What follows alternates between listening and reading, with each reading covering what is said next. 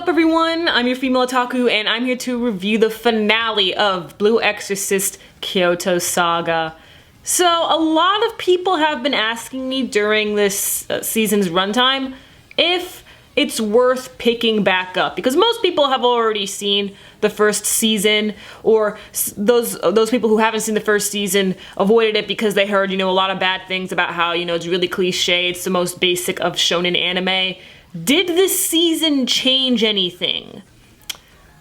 Yes and no. You see, by the end of this, Blue Exorcist still doesn't stand out in the shonen anime world. Notice I said anime world, not manga world, because the manga, there's still a bunch more chapters to go, so many more arcs and stuff, and the manga is still ongoing, so I'm just referencing to the anime here because that's all I know of Blue Exorcist. The characters are developing slowly. Overall, this arc was still even more set up for the next one. Although I am glad that a lot of relationship building happened throughout this season, in the end, not too much was accomplished. It was still set up.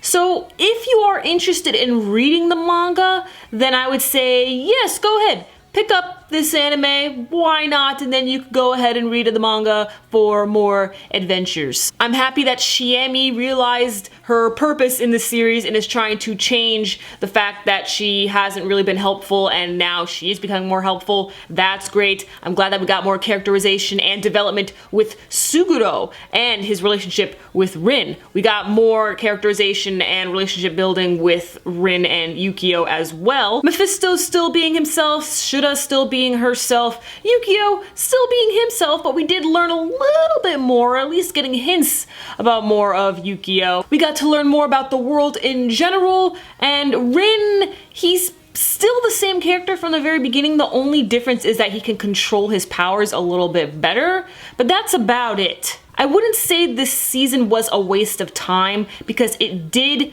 fix things that needed to be fixed from the previous season when it came to the relationship of the characters. So I'm happy with that. But it was still set up in the end, and set up isn't a bad thing, but since we have no official announcement of a season 3, it's kind of, meh at the moment. But it would be a lie if I said that I didn't enjoy this season. And with this episode especially, everything pretty much ties in, and like I said throughout the reviews thus far, sets up for what's to come. First off, Tatsuma lives! He lives! Oh boy, great to see. Tatsuma is alive and well, because now he's going to be helping out his wife over at her inn. So it's great to see that he's going to be sticking around the house and spending time with his family. But let's talk about my favorite part of this entire episode, Mephisto slaying! Oh, Mephisto, oh my god! Okay, so we had this scene here, right, with Shuda, and she's just, acting all sexy, getting on top of Mephisto and stuff, being like, oh, you wanna drink with me? And then he's just like, oh, I don't think so, I think you might decapitate me if I sleep. But then she gets serious, right? And so then she gets on top of him, has a knife to his throat, and Mephisto, he's not scared. No, he's not scared at all. He's smiling and everything, enjoying the view above him, like, Mephisto! I love him so much, he's such a king. And so Shuda, she's just, suspecting him, as she and everybody else should. Mephisto is obviously planning something. Everything he's doing has a purpose, and I love characters like that, where everything they do, everything they say, everything they choose, everything like that is some sort of big, huge purpose for a ginormous keikaku. Of course, Mephisto didn't tell Shuda the actual plan, but instead he said, hey, you know what, you're a young, beautiful woman. You don't want to die too young now, do you? This is like, oh, what the fuck, Mephisto? Yeah! Oh my god, I can't. He's too amazing. I love him so much. Oh man.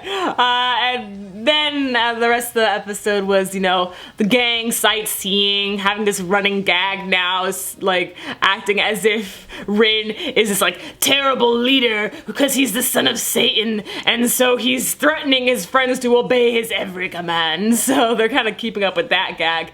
And then Rin talks to Yukio. Nothing much really gets solved there, but they basically are all like, okay, we agree to disagree. We're still bros. We fight. but we love each other, we know that.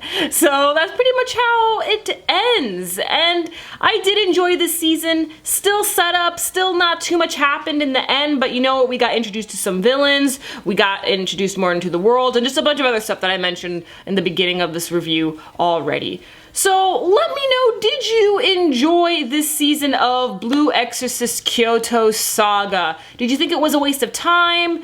Do you still think that it's like one of the most basic or even worst shonen anime out there? And what is your rating for this season? I would have to give it a 7 out of 10. It did fix things from the previous season, but in the end it was still pretty basic. Catch me later as a review Showa Genroku Rakugo Shinju Tsukuroku Futatabi Hen. I'm your female otaku, sayonara.